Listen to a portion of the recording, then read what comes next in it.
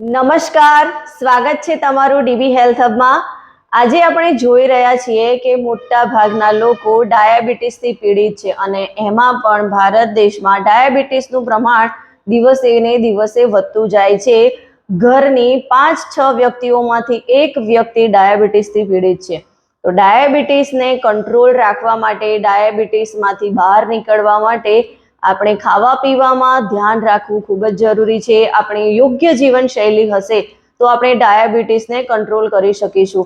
અને ડાયાબિટીસમાં ઘણા બધા ખોરાકને આપણે અવોઇડ કરવાના હોય છે, ઘણા એવા ખોરાક છે કે જેને આપણે વધારવાના હોય છે। તો ખરેખર ડાયાબિટીસમાં શું ખાવું જોઈએ, શું ન ખાવું જોઈએ એનું આપણને પ્રોપર નોલેજ હોય તો આપણે ડાયાબિટીસને નિયંત્રણમાં રાખી શકીએ છીએ અને લાઈફને એન્જોય તરીકે જીવી શકીએ છીએ।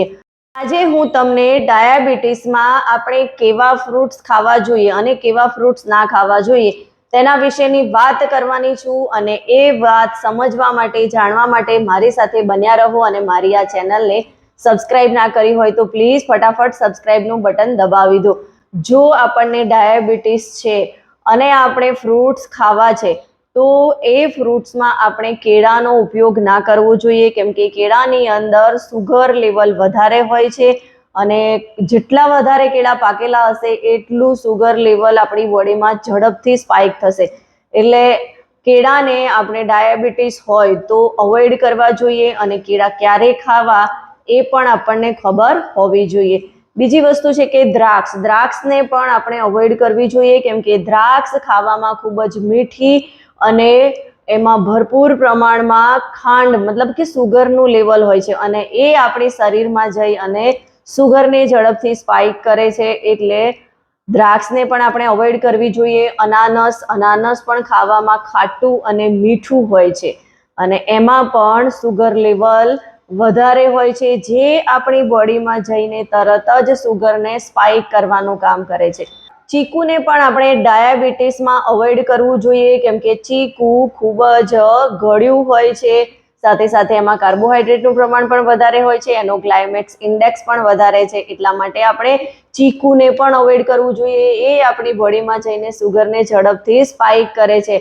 નારંગી પણ વધારે પ્રમાણમાં મીઠી હોય છે, એનો આપણે ઉપયોગ કરીએ છીએ તો પણ સુગર આપણી બોડીમાં ઝડપથી સ્પાઇક થાય છે।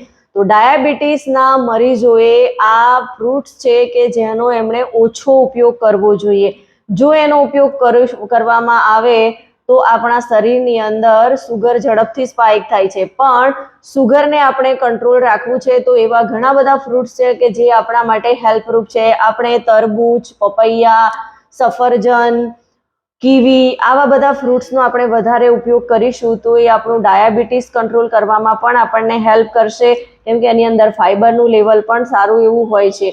આ બધા ફ્રૂટ્સમાં સુગર હોય છે પણ એ સુગર નોર્મલ હોય છે, તો આપણે એને વધારે ખાવા જોઈએ। ડાયાબિટીસમાં આપણે બધા જ ફ્રૂટ યુઝ કરી શકીએ છીએ, પણ શરત એટલી છે કે કોઈ પણ ફ્રૂટ્સ કેવી રીતે ખાવું, ક્યારે ખાવું એ આપણને ખબર હોવી જોઈએ। અને મોસ્ટ ઇમ્પોર્ટન્ટ વાત, ફ્રૂટ્સ આપણે લિમિટેડ માત્રામાં ખાઈશું તો આપણને પ્રોબ્લેમ નથી આવવાનો। જેમ કે કેળા છે તો કેળાની અંદર વધારે સુગર હોય છે, પાકા કેળા હોય તો એ વધારે સુગરવાળા હોય છે, તો આપણે કેળા ખાવા છે તો થોડા કાચા કેળા ખાઈશું તો એનાથી આપણને પ્રોબ્લેમ આવવાનો નથી। અને લિમિટેડ એક કેળું ખાઈશું તો આપણને કોઈ પ્રોબ્લેમ નથી, પણ આપણે એક કરતાં વધારે ખાઈ લઈએ છીએ જ્યારે ફ્રૂટ્સનો આપણે વધારે પ્રમાણમાં ઉપયોગ કરીએ છીએ ત્યારે આપણને પ્રોબ્લેમ થતો હોય છે।